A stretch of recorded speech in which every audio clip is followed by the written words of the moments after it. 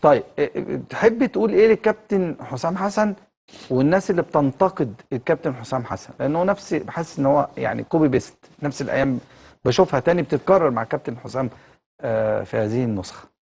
آه انا عشان اقول لحسام ان انا بنقدك نقد مش بناء، يبقى انا راجل غلطان في حق حسام. وبقول له يعني مهما كان النقد اللي انا بنقدك بيه ما تزعلش مني. يعني ما تزعلش لا، مني. ما بكلمش عليك انت، بتكلم عن معلش، ما انا بقول يعني لك انت بتحط نفسك مكان الناس. بالظبط كده، انت بحط نفسي بتتكلم مكان الناس بلسانهم. بالظبط كده. بحط نفسي مكان الناس، فعشان كده بقول له ما تزعلش مني، لان النقد بتاعي هيبقى نقد ممكن يكون نقد لاذع شويه، او ممكن ما يكونش نقد لاذع.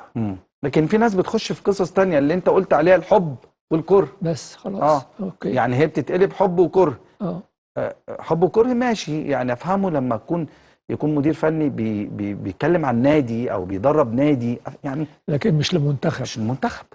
مش لمنتخب مصر. صح، مش لمنتخب مصر. الموضوع بيبقى صعب جدا. ومش منتخب مصر، بالرغم ان هو عامل شغل جامد قوي حسام.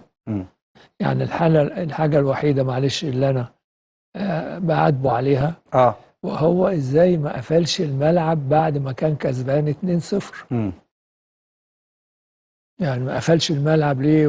يعني تشوف انت امبارح وتشوف اول، تلاقي كل الناس اللي بتتكلم مش عشان حسام، بتتكلم عشان المدربين اللي هم بينقضوا، اللي هو ايه، ان هو لازم، لا انت لازم تقفل، كنت لازم تقفل الملعب، وكنت لازم تلعب مدافع، وكنت لازم تغير الاثنين اللي